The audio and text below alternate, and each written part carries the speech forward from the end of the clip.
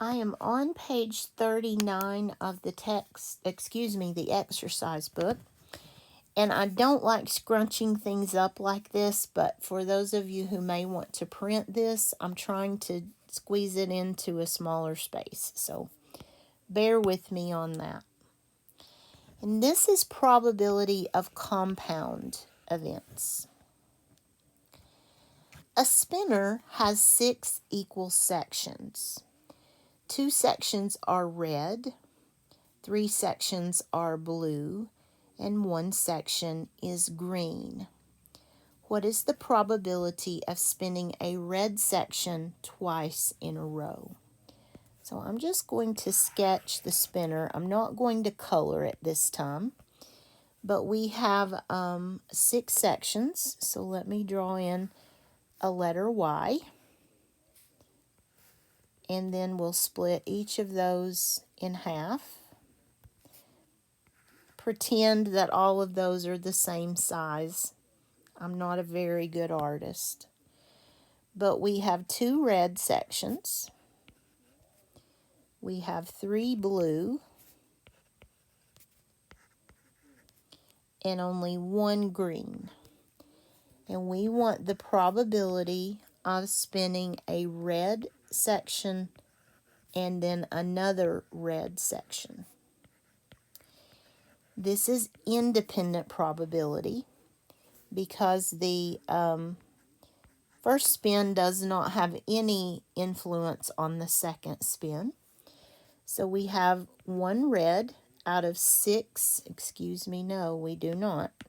We have 2 red out of 6 sections, and then 2 red out of 6 sections, and means multiply. So 4 out of 36 is equal to 1 over 9. And if you want to do this as a decimal, you would do 1 divided by 9. That is approximately 0.11 or 11%.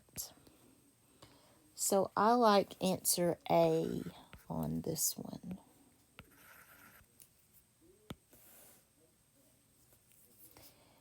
Number 10.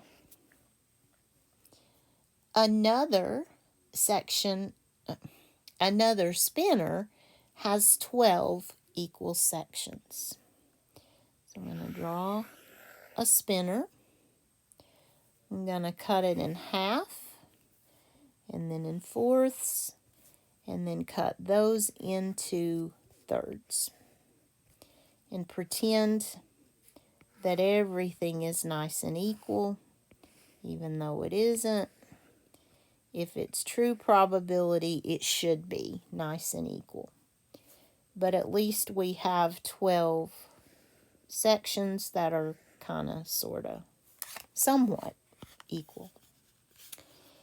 Half of the sections are yellow.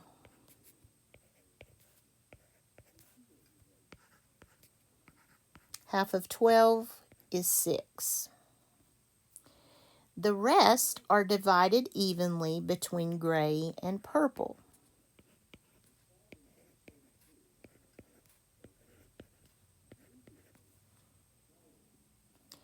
What is the probability of first spinning a gray section,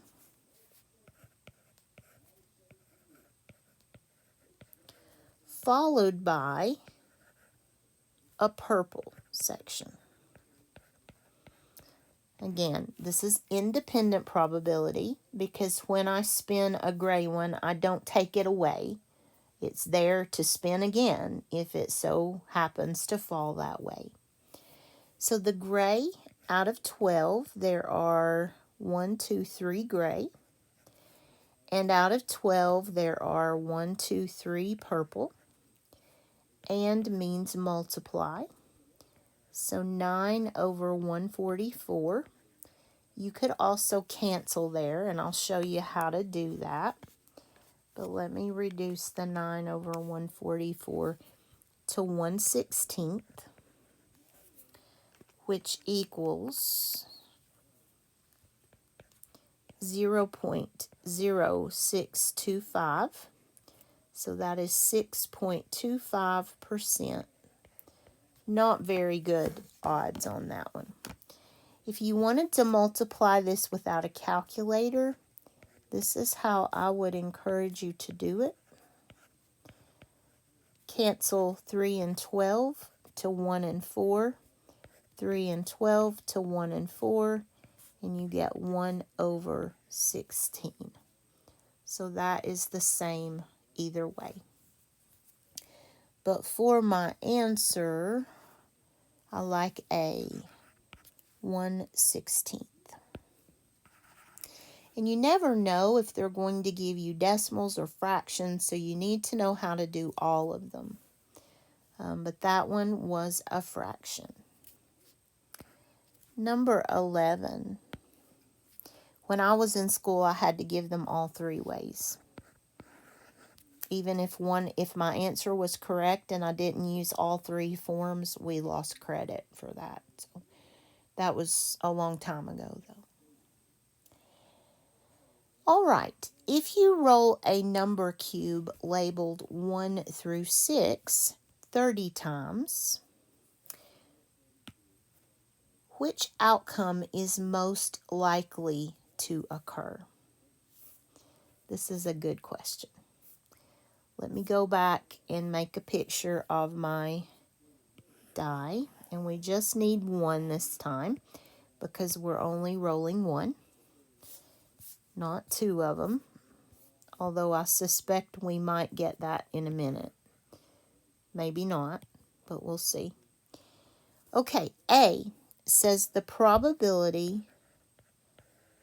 of rolling a 5 30 times.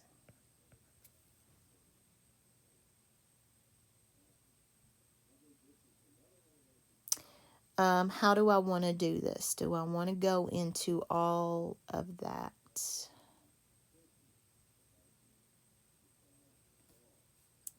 Let me read all my choices. Rolling a 1, 2, or 3 3 times. Rolling a 2 or 4 2 times.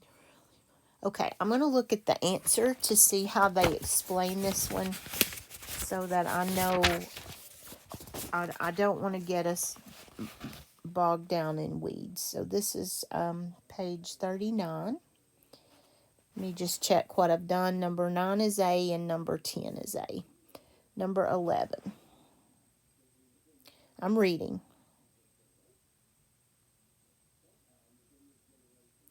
Since rolling a number cube has 6 possible outcomes, rolling it 30 times means each number is likely to be rolled exactly 5 times. Okay. All right. We're on the right track. This is what I want to do. The probability of rolling a 5 is 1 out of 6. And then 1 out of 6 times 30 is going to be 30 over 6 or 5. So let's just put a box around this number for the moment. Okay, option B. Rolling a 1, 2, or 3 3 times. So the probability of a 1, a 2, or a 3 is 3 out of 6. And if you multiply that, 3 out of 6 times 3, that's going to be 9 over 6, and that equals 1.5.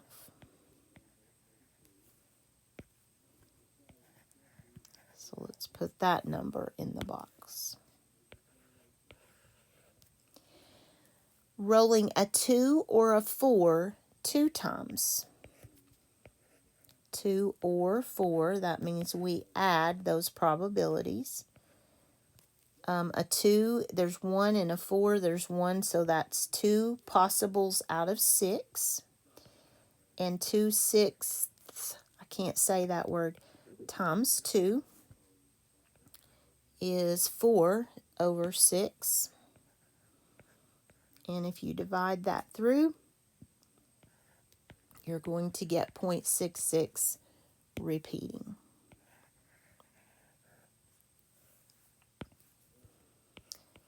D. Rolling a 3 5 times. Well, 1 out of 6 is the probability, and we'll do it 5 times. So we get 5 over 6. And as a decimal, that is 0.833, repeating. And then E, rolling any number 3 times.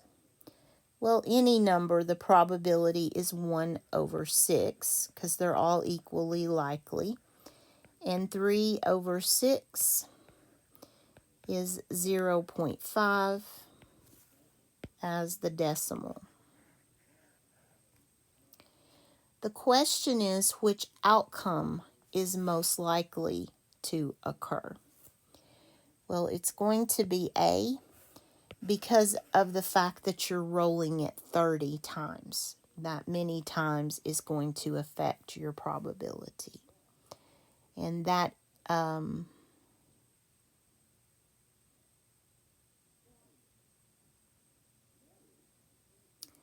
okay, it says, I think they have this one. It says the answer is D, but then the explanation says since rolling a number cube has 6 possible outcomes, rolling it 30 times means each number is likely to be rolled exactly 5 times.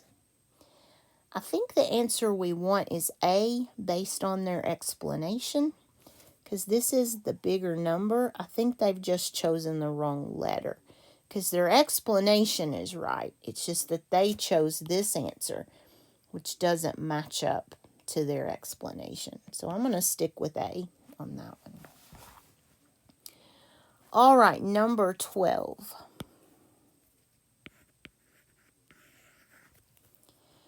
A bag has 5 red marbles and 4 white marbles. So you know what I'm going to do. I think it's very helpful to visualize these problems. If you want to fast forward through this, you certainly may do that. Okay, I'm going to make a red one here. So this time we only have 2 colors involved. We have red and white. And we have how many reds? 5. So I'm going to paste in 5 of those. And it doesn't really matter where you put them in the bag. And then we need 4 white marbles. So what's the total number of marbles in this bag? After I get them all in there, there will be 9.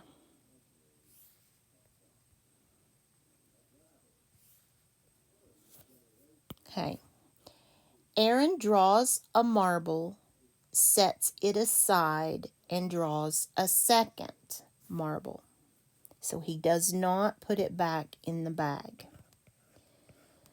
What is the probability that Aaron will draw a white marble on both draws? So this is dependent probability because he's not going to replace the marble. So on the first draw, there are 9 marbles in the bag and 4 of them are white. So if he pulls out a white marble and he sets it aside, then he draws another. There are now 8 marbles in the bag and 3 of them are white. And the word "and" tells me to multiply. 4 times 3 is 12. 9 times 8 is 72. And this reduces to a probability of 1 over 6. So I like A. If you want that as a decimal, you would do 1 divided by 6 is 0.166, repeating, or 16.6%. But they gave us the fraction answer of 1/6. And let me just double check my page here. I have it all ready to go. 9 is A, 10 is A, 11 I'm going to say is 5, which corresponds to A, and then 12 is A. So far, so good. And I'm going to stop the video and I'll meet you back for page 40.